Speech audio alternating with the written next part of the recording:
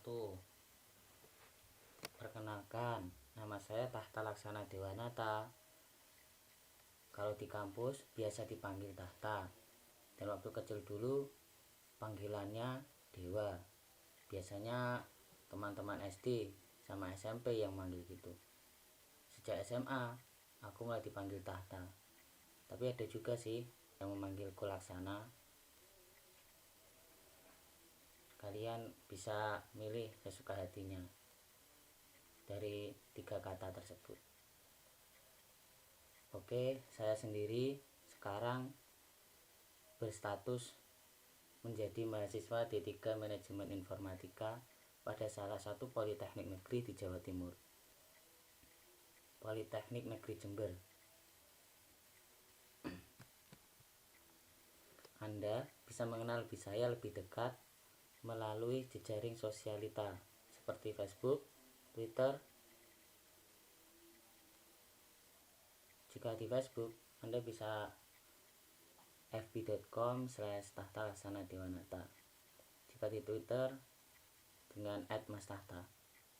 Atau Anda bisa search aja di Google dengan keyword Tahta Laksana, gitu saja, insya Allah foto saya sudah terpampang. Nah, mastahta.com di sini merupakan blog pribadi saya. Blog yang mengupas seputar kehidupan pribadi saya, aktivitas sehari-hari saya, seperti blogging, promosi, dan beberapa kegiatan online lainnya. Atau kita bisa kirim-kiriman surat melalui tahtalaksana-dewanata@gmail.com. Ini merupakan salah satu email yang sering saya buka tiap hari. Hampir tiap hari saya buka.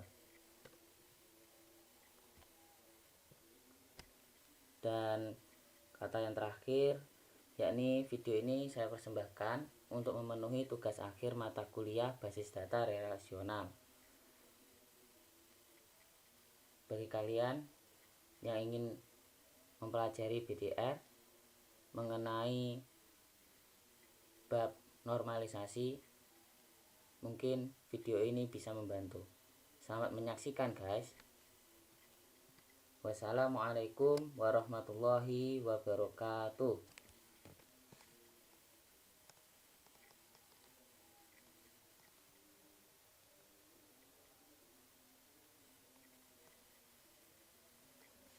Ya, normalisasi. Apa sih normalisasi itu? Normalisasi itu suatu proses pembentukan struktur basis data yang sebagian besar masih ambigu, masih belum jelas, masih bisa dihilangkan. Nah, karena masih ambigu itulah kita perlu melakukan suatu tabel, itu dilakukan suatu proses normalisasi. Dan tahap-tahapnya normalisasi itu ada dari yang paling ringan sampai yang paling ketat. Dan di sini dimulai dari tahap paling ringan, yaitu 1 NF, berlanjut sampai 2 NF, 3 NF, BCNF, 4 NF, sampai yang paling ketat 5 NF. NF di sini merupakan kependekan dari normalis form.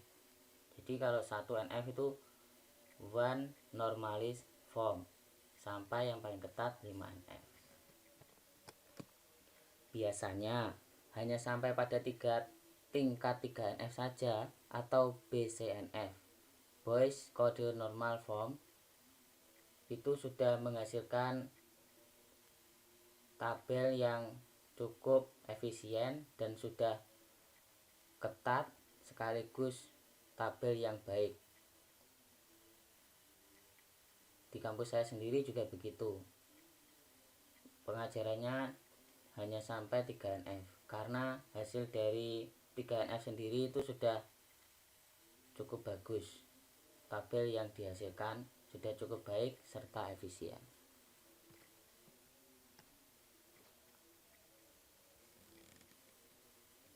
Nah, ciri-ciri tabel yang baik. Ciri-ciri tabel yang baik itu seperti apa sih? Oke, next. Sebuah tabel bisa dikatakan efisien atau baik jika memenuhi 3 kriteria sebagai berikut. Kriteria yang pertama, jika ada dekomposisi atau penguraian tabel. Maksudnya, setelah tabel tersebut diuraikan atau didekomposisikan menjadi tabel-tabel baru tersebut bisa menghasilkan tabel semula dengan sama persis. Nah, maksudnya begini. Dan misal tabel awalnya itu ada kolom nama mahasiswa dan kolom yang kedua ada NIM. Ada 2 tabel. Sama kolom nomor telepon mahasiswa dan alamat. Itu nanti jika didekomposisikan, diuraikan, diturunkan lagi sama tabel-tabel yang lain, itu harus nanti bisa kembali lagi ke tabel semulanya. Jadi primary key-nya itu yang NIM, terus nanti yang bawah-bawahnya itu adalah atribut yang mengikuti dari primary key-nya seperti nama, nomor telepon tadi, sama alamatnya mahasiswa, itu mengikuti itu. Nah, jika dikomposisikan, itu harus tabel yang hasil dari dekomposisi tadi, itu harus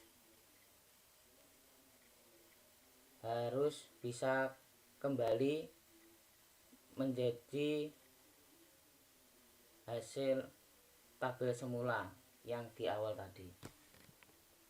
Yang kedua, terpeliharanya ketergantungan fungsional atau dependensi fungsional pada saat perubahan data.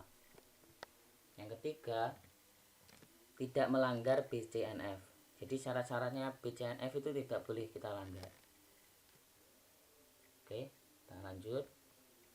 Nah, ini fungsional dependensi atau dependensi fungsional. Dependensi fungsional itu adalah bahasa Indonesianya ketergantungan fungsional. Apa sih ketergantungan fungsional itu?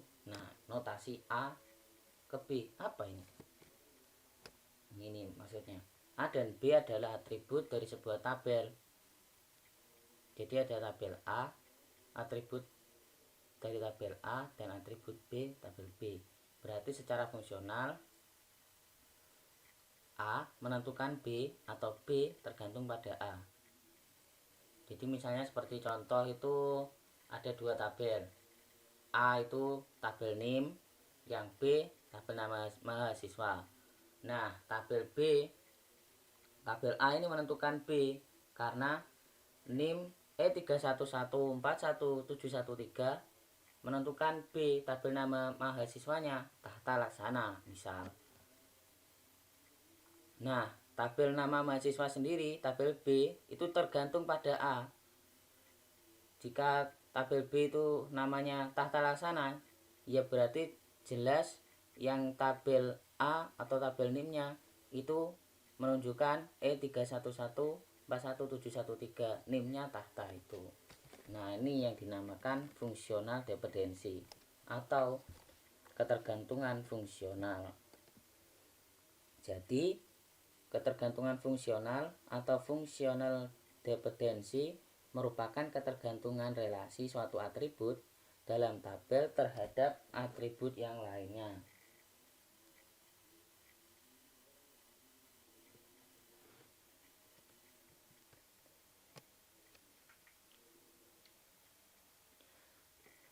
Ya, slide selanjutnya contohnya ada tabel nilai. Nah, ini ada tabel nilai. Di tabel nilai ini ada kolom NIM, nama mahasiswa, matkul, sama nilai. Atributnya ada 4. Nah, fungsional dependensi yang terdapat pada tabel ini apa aja? Nah, di sini sudah ada jawabannya. NIM tergantung kepada menunjukkan nama mahasiswa. Nama mahasiswa tergantung sama NIM. Nah, dan NIM sama matkul, NIM-nya ini 342154, mata kuliah desain web. Jadi yang dapat NIM 342154 pada mata kuliah desain web otomatis memiliki nilai A. Begitu juga selanjutnya yang mempunyai NIM 342165 pada mata kuliah BDR yang punya NIM itu mendapat nilai B pada mata kuliah tersebut. Dan nilai B itu tergantung pada NIM sama mata kuliah tadi. Nah, begitu.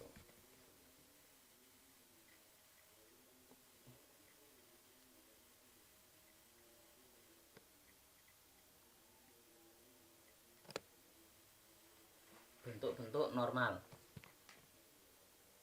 Yang pertama itu tahap pertama tadi sudah saya jelaskan di awal, yaitu bentuk normal tahap pertama yaitu first normal form 1NF. Kedua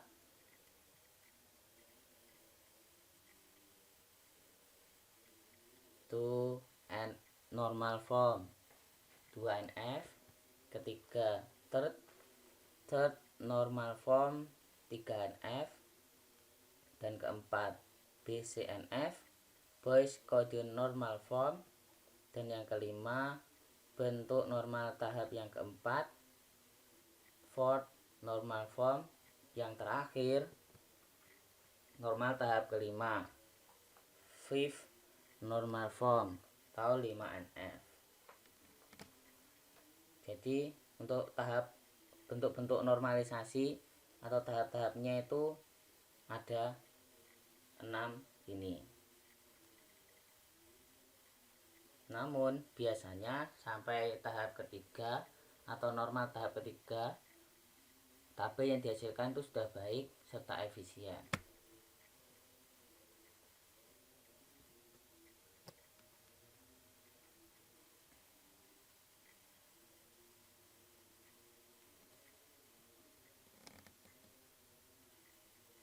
Oke, kita mulai pada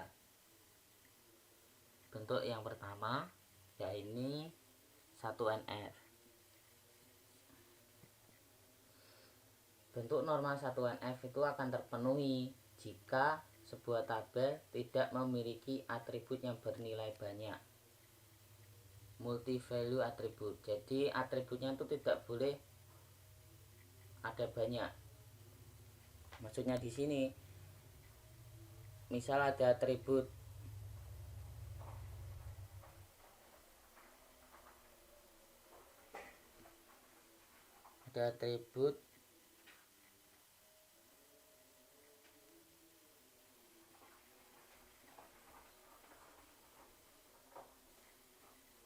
mahasiswa. Dan di dalam atribut tersebut tidak boleh ada lagi yang memiliki nama yang sama. Atribut komposit atau kombinasinya dalam domain data yang sama. Jadi data yang tidak boleh ada yang sama. Setiap atribut dalam tabel tersebut harus bernilai atomik. Tidak boleh dibagi-bagi lagi. Jadi tidak boleh ada kekosongan data juga. Jadi pada 1NF ini semuanya harus terisi. Atau ada kosong itu harus diisi.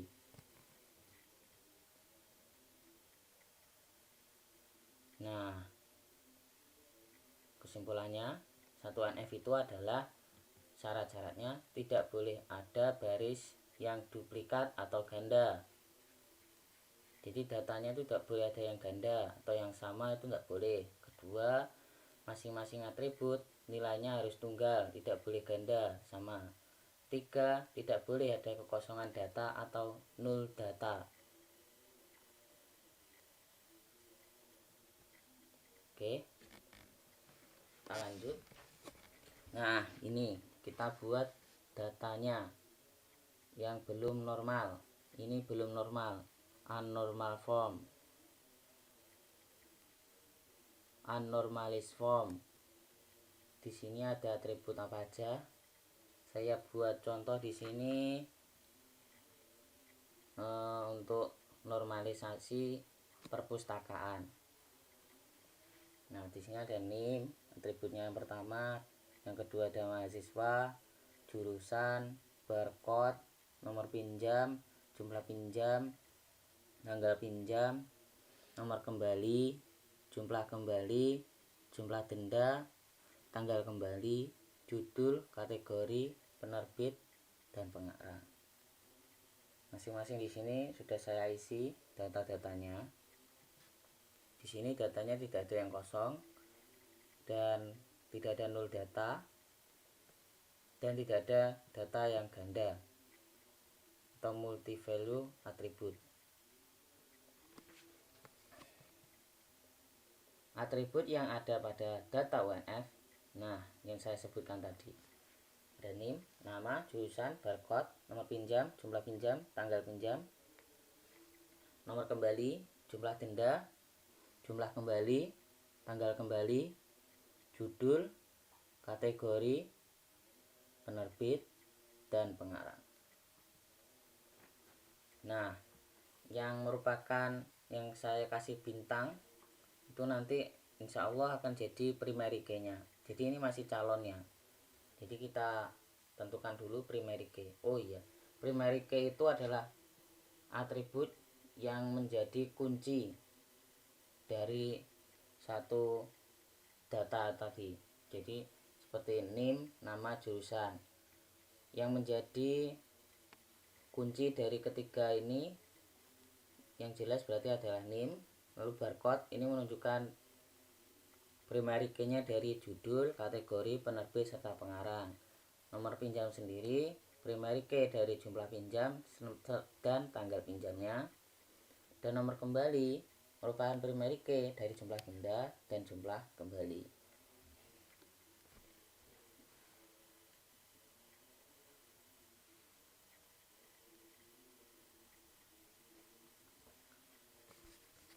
Primary key, selain primary key, nanti kita juga akan bertemu dengan yang namanya FK atau foreign key, yaitu satu atribut yang melengkapi satu relationship yang menunjukkan ke induknya. Oke, sementara kita kenalkan itu dulu. Nanti sejalan dengan slide ini akan ada juga yang namanya, yang akan ada juga contohnya FK itu sendiri. Oke, kita lanjut. Nah, dari abnormal form tadi, inilah hasilnya setelah 1 NF. Mengacu pada syarat 1 NF yang ada di slide 9 tadi, berarti pada data anormalis form telah sesuai syarat 1 NF. Jadi kita dapat lanjut langsung ke tahap berikutnya. Oke.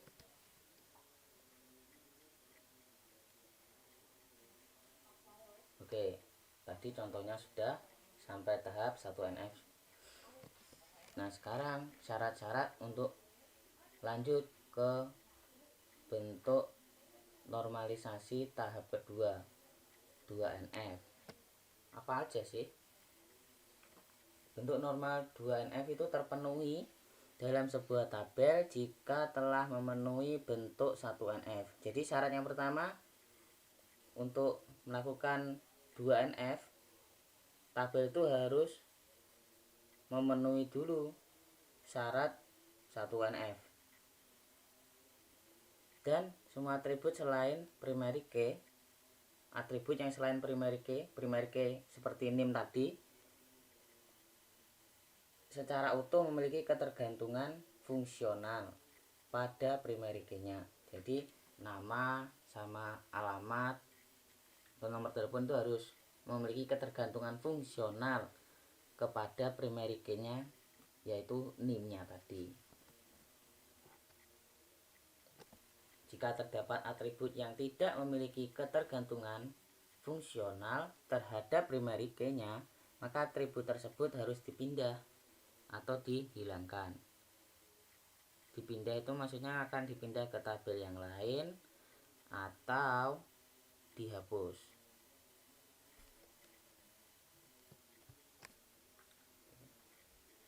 Nah, selanjutnya jadi 2NF itu 1 sudah dalam bentuk normal pertama. Kedua, semua atribut yang bukan primary key harus memiliki ketergantungan fungsional pada PK secara utuh. Kalau tidak, bisa dihilangkan atau dipindah ke tabel lain. Oke, next.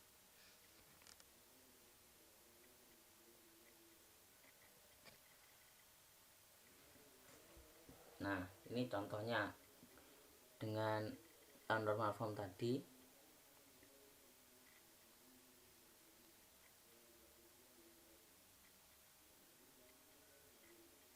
Nah, ini hasilnya dari 2NF yang telah saya kerjakan. Jadi di sini ada berapa tabel ini? 1, 2, 3, 4. Ada 4. Ini 4 ya. Nah, di situ ada catatan yang bintangnya 1 itu bertanda primary key-nya, sedangkan yang bertanda bintang 2 itu adalah foreign key-nya. Oke. Pada tahap 2NF ini saya sudah mengelompok-kelompokkan dari atribut yang ada di 1NF tadi itu. Saya kelompok-kelompokkan seperti ini. Ada name, nama, jurusan. Ini satu tabel sendiri. Terus nomor pinjam itu juga sendiri dengan jumlah pinjam sama tanggal pinjam. Nomor kembali juga demikian. Ada jumlah denda, jumlah kembali, tanggal kembali yang merupakan atribut yang memiliki ketergantungan fungsional kepada nomor kembali. Begitu juga name. Begitu juga pada nama dan jurusan yang tergantung sama primary key-nya yaitu name. Barcode juga demikian, memiliki atribut-atribut yang bergantung pada dirinya seperti judul, kategori, penerbit dan pengarang. Barcode di sini saya artikan pada artian itu seperti kode bukunya. Ini judul buku, kategori bukunya apa, penerbitnya apa, penerbitnya siapa, dan pengarangnya siapa.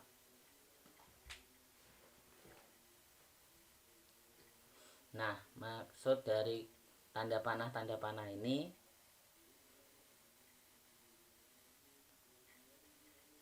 menandakan bahwa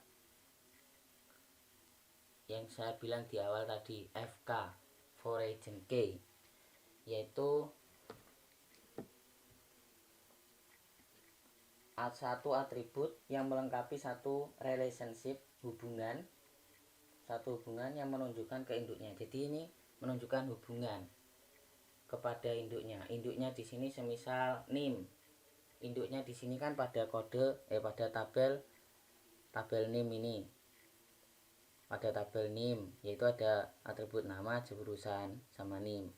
Ini adalah induknya itu adalah di name, yang PK itu menjadi induk, yang foreign key ini adalah anaknya. Misal dikit seperti itu. Kenapa kok name itu malah diarahkan ke tabel nomor kembali? Kenapa enggak di barcode misal, atau di nomor pinjam? Nomor pinjam sudah. Kenapa enggak di barcode?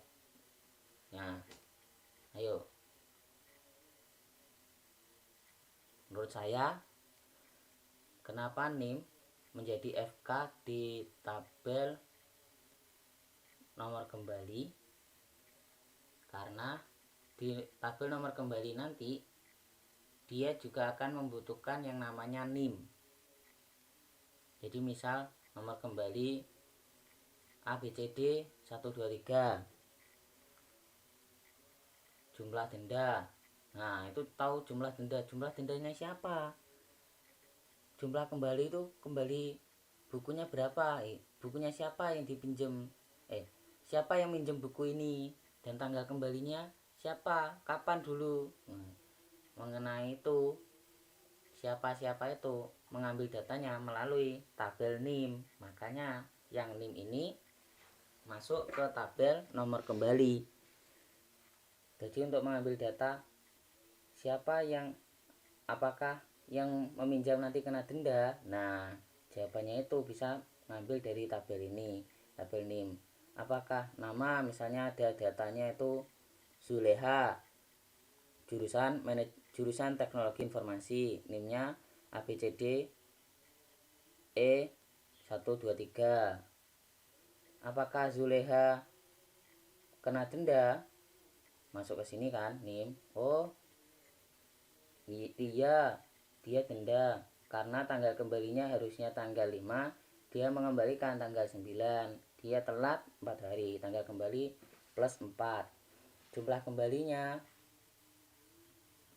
maksudnya jumlah kembali bukunya, dulu minjemnya ini 3 misal, maka kena dari mana dapat jumlah kembali? Seperti ini, dapat dari primary key, nomor pinjam. Jumlah pinjamnya dulu dilihat, oh jumlah pinjamnya Zuleha dulu ada 3, ada 3 buku, lalu dicek sekarang jumlah kembali berapa, 3. Oh ya, berarti dapatnya dari nomor pinjam, dari tabel nomor pinjam ini. Terus buku apa aja sih yang dipinjam sama Zuleha? Nah itu nanti makanya masuk sini, yang tabel primary key-nya barcode masuk sini, menjadi origin key-nya tabel nomor kembali. Buku apa saja? Ini bukunya 3 itu, judulnya ini, kategori ini, penerbitnya bapak ini, dan pengarangnya PT ini, gitu. Kurang lebihnya seperti itu. Begitu juga pada tabel nomor pinjam yang terdapat FK, NIM, sama barcode. Ya nih, tabel nomor pinjam ini juga membutuhkan NIM-nya, siapa saja, siapa itu yang minjam, data yang diambil dari sini, siapa yang meminjam itu diambil dari tabel ini, dan barcode. Ini salah, ini tanda panah barcode ini harusnya bukan ke sini tapi ke bawah sini, ke tabel barcode, maaf. Nah ini tidak harus ke FK sini, malah harusnya barcode yang FK nya nomor pinjam ini ngarahnya ke primary key nya barcode.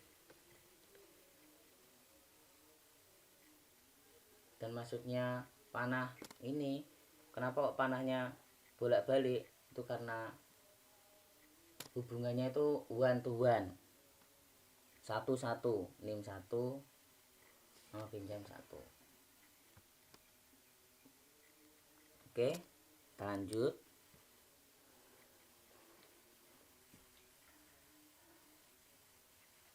Syarat 3NF.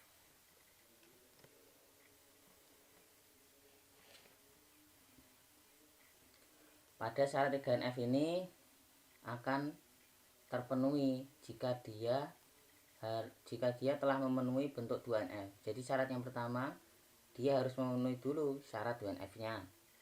Dan tidak ada atribut non primary key, atau atribut yang non primary key itu yang seperti nama, tanggal kembali, jumlah kembali itu berapa itu tadi. Judul, kategori itu termasuk atribut non primary key. Jadi tidak ada atribut non primary key yang memiliki ketergantungan terhadap atribut non primary key lainnya.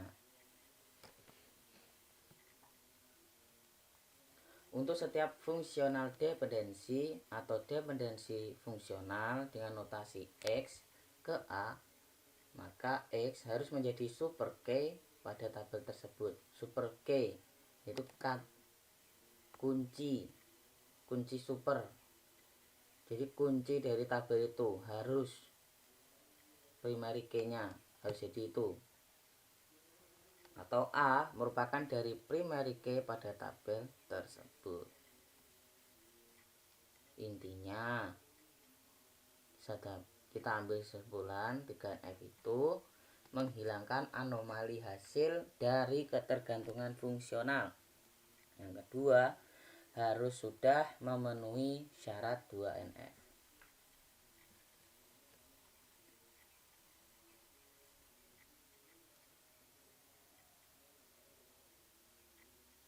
Berikut contohnya yang 3NF.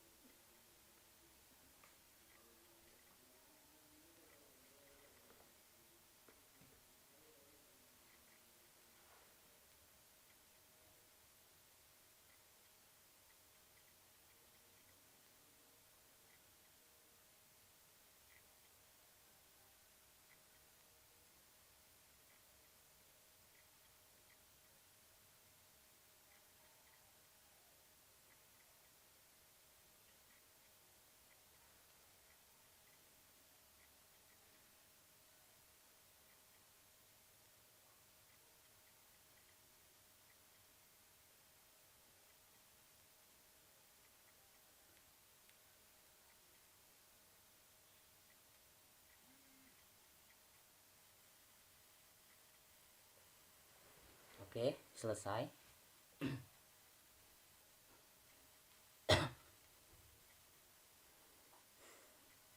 Nah, ada perbedaan menurut sampean semua? Menurut saudara semua? Nah, benar. Ada perbedaan, yaitu ada tambahan tabel jumlah pinjam sama jumlah kembali. Oh, maaf lagi. Ini belum saya hapus. Untuk yang atribut jumlah kembali pada tabel nomor kembali sama yang nomor pinjam, atributnya jumlah pinjam belum saya hapus. Harusnya dihapus ini. Lalu diganti menjadi tabel sendiri. Kenapa demikian? Karena atribut tersebut yang bukan non primary key harus dipisahkan jika dia tidak memiliki ketergantungan penuh pada primary key-nya, super key-nya. Karena jumlah pinjam tidak terlalu berpengaruh, tidak terlalu tergantung pada nomor pinjamnya, maka saya sendirikan, dan jumlah kembali juga saya sendirikan, buat tabel sendiri.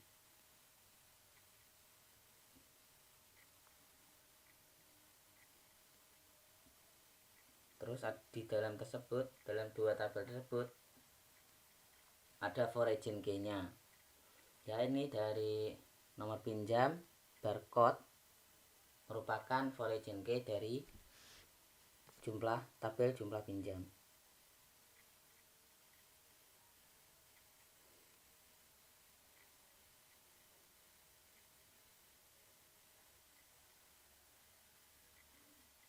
Sedangkan jumlah kembali juga demikian.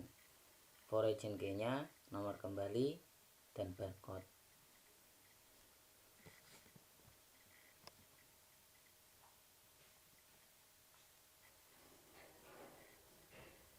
BCNF. Kita masuk ke tahap berikutnya, Boyce Code Normal Form. Bentuk BCNF terpenuhi dalam sebuah tabel jika setiap fungsional dependensi terhadap setiap atribut atau gabungan atribut dalam bentuk X ke Y, maka X adalah super key-nya. Tabel tersebut harus didekomposisi berdasarkan fungsional dependensinya yang ada, sehingga X menjadi super key dari tabel hasil dekomposisinya.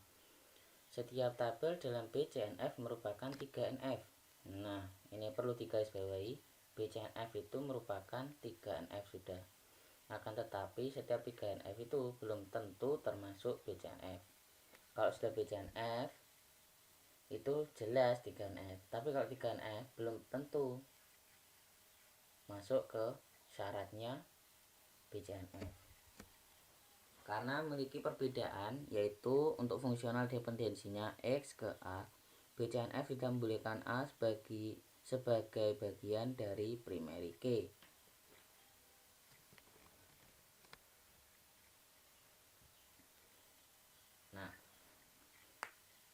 pengertian dari tahap keempat, for normal list form.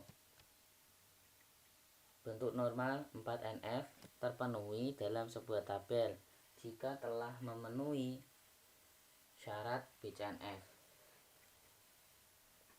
Tabel tersebut tidak boleh memiliki lebih dari sebuah multi-value atribut. Jadi seperti syarat yang tahap pertama, tidak boleh ada multi-value atribut atau penggandaan data. Untuk setiap MVD atau multi-value dependency juga harus merupakan fungsional dependency.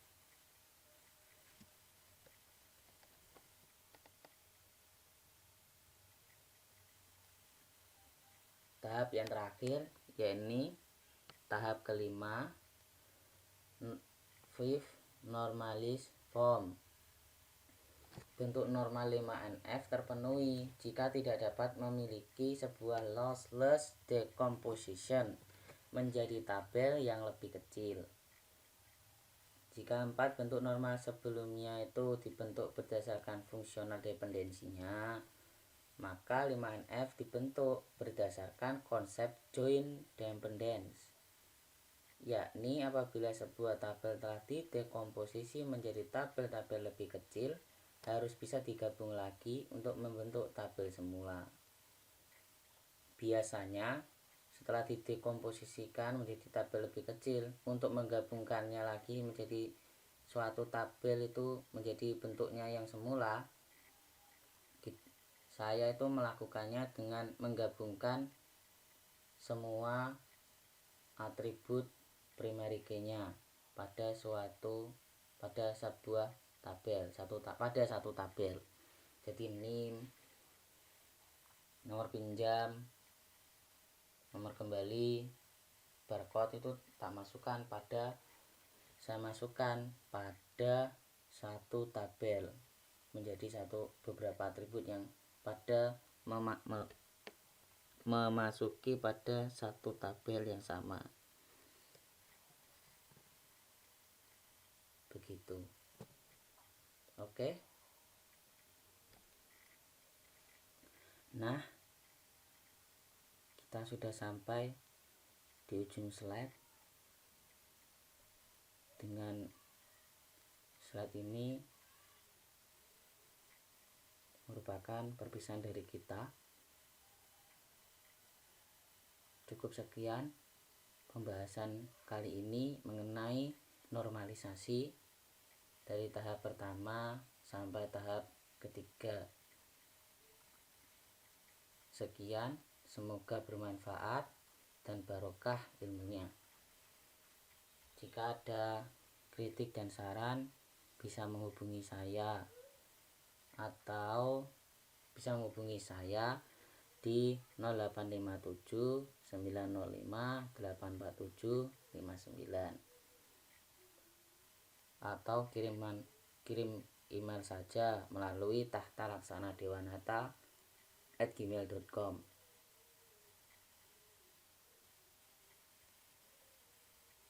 Terima kasih kepada beberapa pihak.